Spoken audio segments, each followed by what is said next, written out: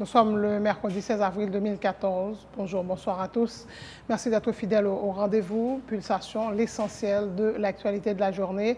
Une vive tension régnait ce mercredi devant les locaux de l'ONA à Pétionville. Le vice-président du syndicat, Pierre-Martin d'Ambreville, a été blessé par balle par Boursicot Pierre-Louis, un garde du corps du directeur général Bernard Desgraves. Selon les employés, le syndicaliste a été atteint de 2 balles dans l'abdomen, alors que les employés poursuivaient leur mouvement de protestation pour obtenir le départ du directeur général. Le siège de l'ONA est paralysé depuis 3 semaines, principalement à Delma 17. Cependant, dans une note rendue publique suite aux incidents, la direction générale de l'ONA informe avoir été l'objet d'une attaque violente en son siège social situé à Pétionville ce mercredi. De nombreux dégâts matériels ont été enregistrés. Le sénateur Justin Privert dit ne pas s'étonner des déclarations du président Michel Martelly selon lesquelles les caisses de l'État sont vides pour le parlementaire. Cela traduit une prise de conscience du chef de l'exécutif de l'état actuel des finances du pays et le conduira à prendre des mesures pour assurer une meilleure gestion des fonds mis à sa disposition. 59 personnes ont été arrêtées par la police pour la période allant du 15 mars au 15 avril, accusées notamment de meurtre, viol et trafic illicite de drogue, 6 armes à feu, 4 véhicules, plus de 600 kilos de marijuana et 1,5 kg de cocaïne ont été confisqués. Par moins de 6 cas de viol ont été répertoriés, dont des enfants de 3 ans, selon le porte-parole de la PNH, Gary Desrosiers. Femmes qui a souffert, on fait route là avec Jésus. C'est autour de ce thème qu'aura lieu ce vendredi 18 avril le chemin de croix des églises appartenant au diocèse de Port-au-Prince. L'évêque auxiliaire de Port-au-Prince, Monseigneur Kenel Alphonse, informe que les fidèles de 44 paroisses sur environ une centaine que compte le diocèse prendront part au défilé. Un ferry a fait naufrage ce mercredi au large de la Corée du Sud. Le drame a fait au moins 6 morts. Selon le dernier bilan disponible, près de 290 personnes sont toujours portées disparues. Et puis en sport, le Real Madrid a remporté la Coupe du Roi en battant en finale le FC Barcelone 2-1. C'est Gareth Bale qui, au bout d'un sprint de folie, a inscrit le but de la victoire à la 85e minute. Voilà, mesdames et messieurs, pour le menu du journal.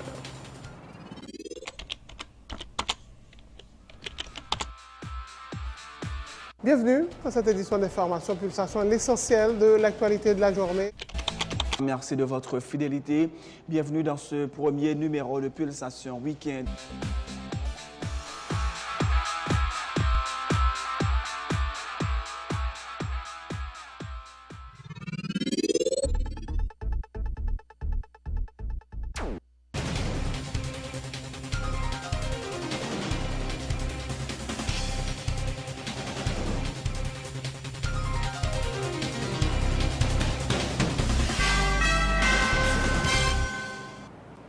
En couverture de ce journal, une vive tension régnait ce mercredi devant les locaux de l'ONA à Pétionville. Le vice-président du syndicat, Pierre-Martin d'Ambreville, a été blessé par balle par Boursicot Pierre-Louis, un garde du corps du directeur général de l'institution, Bernard Desgraves. En tout cas, selon les déclarations des employés, le syndicaliste a été atteint de 2 balles dans l'abdomen. Ces incidents ont été enregistrés alors que se poursuivait le mouvement de protestation pour réclamer la démission du directeur général de l'ONA accusé de corruption. Le siège social de l'ONA à Delma 17 est paralysé depuis 3 semaines. Et les protestataires dénoncent une tentative d'assassinat du vice-président du syndicat, Martin d'Ambreville. Ils sont également très critiques vis-à-vis du chef de l'État qui laisse perdurer la crise. Matin là, nous sous 4e journée nous et que c'est côté que nous manifestons pacifiquement et que là nous arrivons on est un groupe, toute annexion est organisée nous et que côté de fois groupe, pour nous faire un meeting en haut, c'est pacifiquement. Là nous arrivons en haut, qui ça Bernard Desgraves fait, gon sécurité qui est Boursicot, qu'on a tiré vice-président et ces syndicats. C'est en l'occurrence de Matin et d'Ambreville. Qu'on y a là, nous avons un message clair. La presse nationale, la presse internationale, la vie tout le monde, tout l'employé on a sous compte Bernard et Degraf en président et Martelly. Il soit tiré sur notre employé qui prend la caillou, qui est dans la manifestation là. Je dis là, c'est ma tête pour mal, puis t'as qu'à sortir pour mal. Nous disons à bas des graphes, nous ne pouvons pas avec des graphes, nous allons faire une pétition. Nous allons voir le tribunal international du travail, nous allons voir le paquet, nous allons voir tout côté que des graphes. Quel pas sacrifier en blanc que c'est sur compte de Gaflier. Nous victimes aujourd'hui, c'est à cause du président Martelly. Ça c'est le président Martelly qui cause qu'il a tiré sur nous. C'est parce que Liberté me sorti arrêté pour le voir Bernard Degraf aller. Matin, nous comprenons ça passe bien. Les tiré sous matin, ils ont bali 2 projectiles. À partir de ça, là pour l'autre monde qui t'a campé derrière, pour faire comment là, mais mettez tête pensante là. Mais ça laisse voir ou même mettez temps, mettez partout à la tempe. Comme nous-mêmes habitués, mais les formes de bataille, ça déjà. Ça n'est pas capable d'intimider nous pour contourner nous à ça, nous-mêmes nous gagnons pour nous faire. La version du directeur général Bernard Degraf dans une note rendue publique suite aux incidents. La direction générale de l'ONA informe avoir été l'objet d'une attaque violente ce mercredi dans son siège social situé à Pétionville. Nous citons par le groupe d'individus qui avait orchestré la prise d'otage du mardi 25 mars dernier au bureau central de Delmar 17 accompagné d'une foule de personnes non identifiées. Fin de citation. De nombreux dégâts ont été enregistrés. Des employés et des pensionnaires qui étaient venus récupérer leur chèques de pension ont dû se faire soigner à la suite de traumatismes reçus, affirme le directeur général de l'ONA, Bernard Degraf, dans cette note publiée ce mercredi.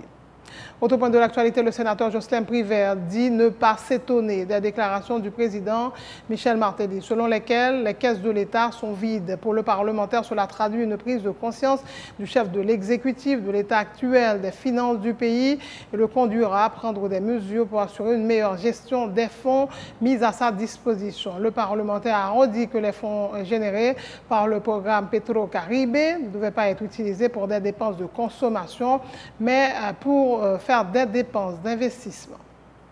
Et même dit, les fonds Petro-Caribé ne peuvent être utilisés pour des dépenses de consommation, c'est pour des dépenses d'investissement. C'est de ça que nous avons parlé.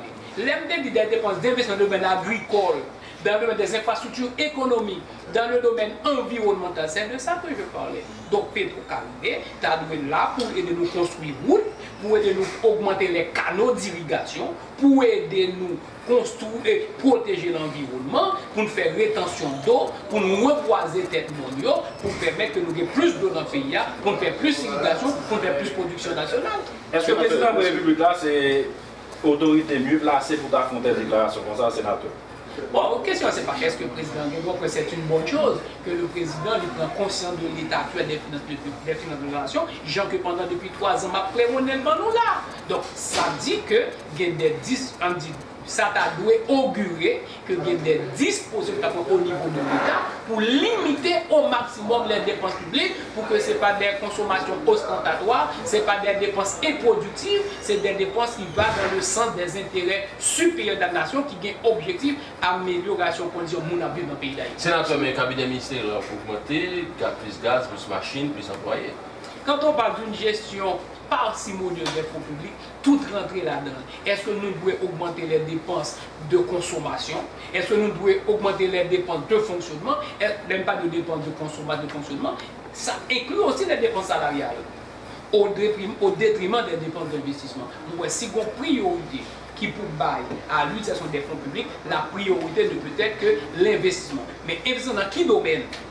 Et dans le domaine qui est productif, dans le domaine qui va permettre que demain, lorsque nous avons pour payer d'être là, nous avons suffisamment de revenus pour nous payer.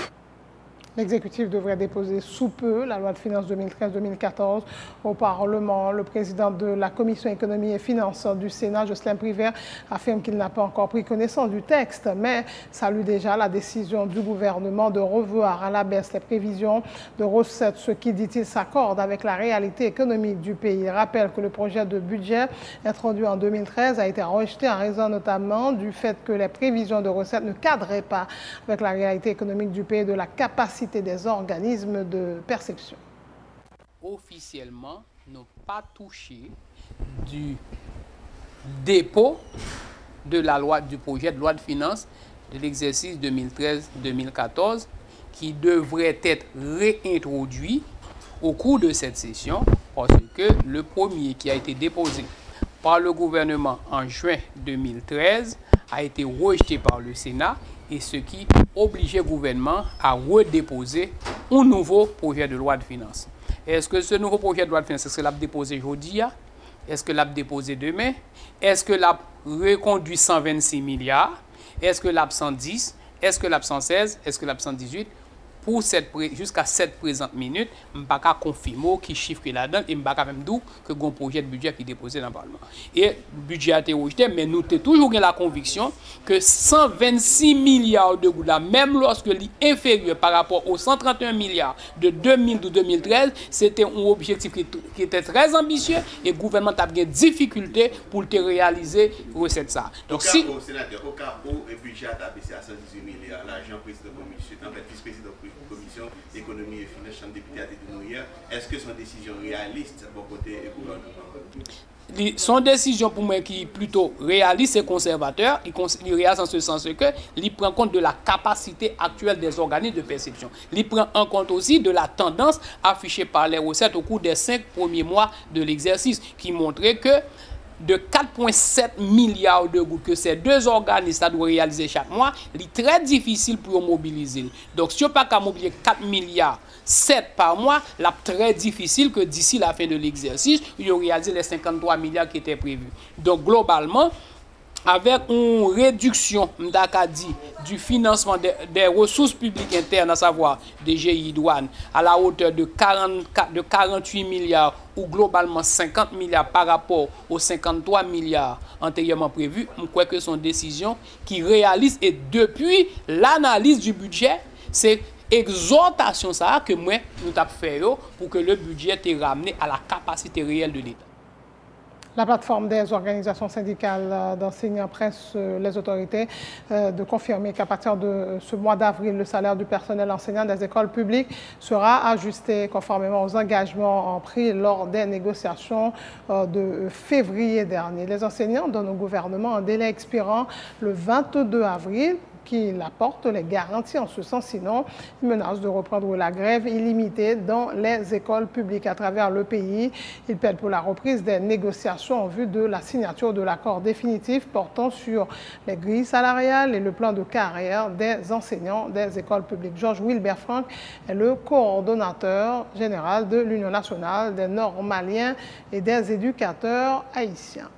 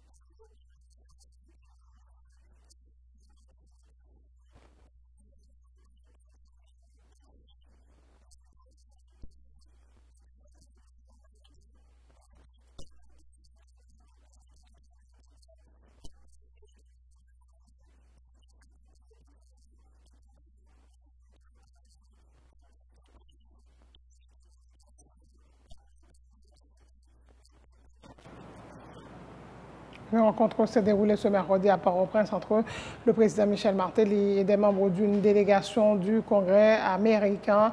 Visite dans le pays, les discussions qui se sont déroulées en présence du Premier ministre Laurent Lamothe, de l'ambassadeur des États-Unis en Haïti, Pamela White, et de celui d'Haïti à Washington, Paul Altidor, ont notamment porté sur le renforcement des relations entre les deux pays, selon une note de la présidence. C'était également l'occasion pour le président Martelly de souligner à l'intention de ses interlocuteurs les efforts consentis par son administration pour mettre le pays sur les rails, malgré les faibles moyens dont le gouvernement dispose. La question du dialogue dit interhaïtien a également été abordée lors de ces discussions qui ont permis au chef de l'État de réaffirmer sa volonté de créer les conditions favorables à l'organisation des élections cette année et la stabilité politique, tout en renforçant l'état de droit. Et les membres de la délégation ont de leur côté salué les progrès réalisés en Haïti ces 3 dernières années et rassuré le chef de l'État de leur plein soutien, lit-on dans une note de la présidence.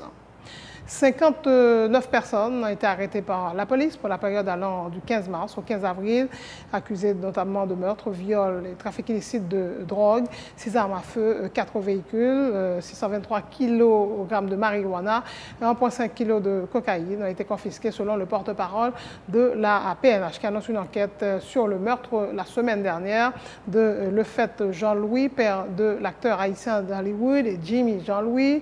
Gary Desrosiers fait état également d'une augmentation des cas de viol. Pas moins de 6 cas ont été répertoriés, dont des enfants âgés de 3 ans.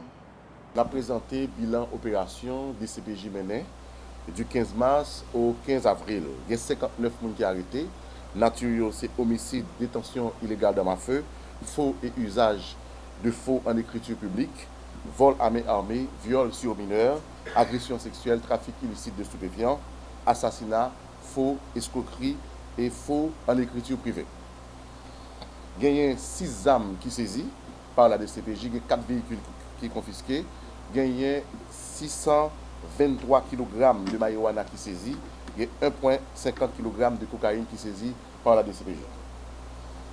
Et la DCPJ a recherché plusieurs personnes qui sont impliqués dans le cas de viol, mais c'est des gens qui violaient des mineurs. Et il y a plusieurs arrestations justement qui sont faites dans le cadre de dans le cadre de viol que nous avons enregistré. Et moi, crois que c'est pour la première fois que nous enregistrons autant de viols au niveau de la brigade de protection des mineurs. Et il y a une grosse opération tout que les CPJ mené et la presse est au courant, côté que les sénateurs Simon et Dieu seul de raté, disons, des victimes, également l'État haïtien, et nous avons été subi de sacrés de crimes et criminalité et cybercriminalité, justement, c'est le terme. Donc, il y a 2 policiers tout qui sont impliqués dans le réseau SATO, côté que les DCPJ démantelé. Il y a plusieurs cas, près de 5 cas de homicide que DCPJ traitait. C'est des gens qui étaient assassinés et gagnent là-dedans, et dans les gens que la police récupéré, gagnent là-dedans, c'est d'arriver à des prisons, mais qui étaient condamnés déjà à perpétuité, mais ils ont été sauvés dans la prison. Il y a l'autre dossier qui est en cours au niveau homicide, et côté que il a été tué, et lui, Les Fait Jean-Louis, qui c'est papa, un acteur qui est bien connu, un acteur haïtien, Jimmy Jean-Louis, qui était perdu la vie, et pour le moment, DCPJ a travaillé sur le dossier pour capable d'épingler les gens qui sont impliqués dans l'assassinat. Et l'autre cas d'homicide tout, justement, que nous travaillons sur ça. Autre nouvelle, famille qui a souffert en fait route là avec Jésus. C'est autour de ce thème qu'aura lieu ce vendredi 18 avril le chemin de croix des églises appartenant au diocèse de Port-au-Prince. L'évêque auxiliaire de Port-au-Prince, Monseigneur Kenel Alphonse, informe que les fidèles de 44 paroisses sur environ une centaine que compte le diocèse prendront part à ce défilé qui débutera dès 7 h du matin au Champ de Mars et prendra fin au carrefour de l'aviation. Les forces de l'ordre et la Croix-Rouge haïtienne ont déjà été alerter. Le chemin de croix est en général un moment de prière et de réflexion. On rappelle l'évêque auxiliaire de Port-au-Prince qui invite les fidèles des paroisses concernées à y prendre part.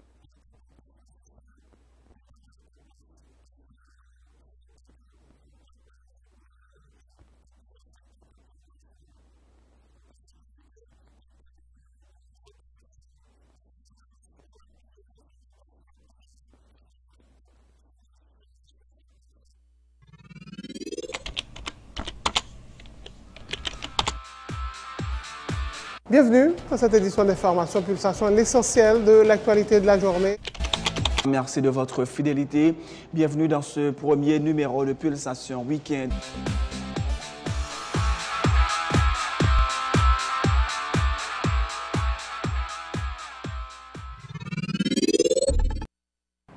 C'est la fin de ce journal. Le rappel des titres avant de prendre congé de vous. Une vive tension régnait ce mercredi devant les locaux de l'ONA à Pétionville. Le vice-président du syndicat Pierre-Martin d'Ambreville a été blessé par balle par Boursicot Pierre-Louis en garde du corps du directeur général Bernard Desgraves selon les employés. Le syndicaliste a été atteint de 2 balles dans l'abdomen alors que les employés poursuivaient leur mouvement de protestation pour obtenir le départ du DG. Le siège social de l'ONA Delma 17 est paralysé depuis 3 semaines. Cependant, dans une note rendue publique suite aux incidents, la direction générale de l'ONA affirme avoir été l'objet d'une attaque violente ce mercredi. Son siège social situé à Pétionville, de nombreux dégâts matériels ont été enregistrés. Le sénateur Jocelyn Priverdi ne pas s'étonner des déclarations du président Michel Martelly, selon lesquelles les caisses de l'État sont vides. Pour le parlementaire, cela traduit une prise de conscience du chef de l'exécutif de l'État actuel des finances du pays, le conduira à prendre des mesures pour assurer une meilleure gestion des fonds mis à sa disposition. 59 personnes ont été arrêtées par la police pour la période allant du 15 mars au 15 avril. Ils sont accusés notamment de meurtre, viol, trafic illicite de drogue, 6 armes à feu, 4 véhicules, 623 kg de marijuana, 1,5 kg de cocaïne ont été confisqués par moins de 6 cas de viol ont été répertoriés, dont des enfants âgés de 3 ans. Information communiquée par le porte-parole de la PNH, Gary Desrosiers. Famille qui a souffert en fait route là avec Jésus, c'est autour de ce thème qu'aura lieu ce vendredi 18 avril. Le chemin de croix des églises appartenant au diocèse de Port-au-Prince. L'évêque auxiliaire de Port-au-Prince, Monseigneur Kenel Alphonse, informe que les fidèles de 44 paroisses, sur environ une centaine que compte le diocèse, prendront part au défilé. Un ferry a fait naufrage ce mercredi au large de la Corée du Sud. Le drame a fait au moins 6 morts. Selon le dernier bilan disponible, près de 290 personnes sont toujours portées disparues. Le Real Madrid a remporté la Coupe du Roi en battant finale le FC Barcelone ce mercredi 2-1. C'est Gareth Bale qui, au bout d'un sprint de folie, a inscrit le but de la victoire à la 85e minute. Merci de votre attention. Bonne suite de programme sur Télé Pluriel.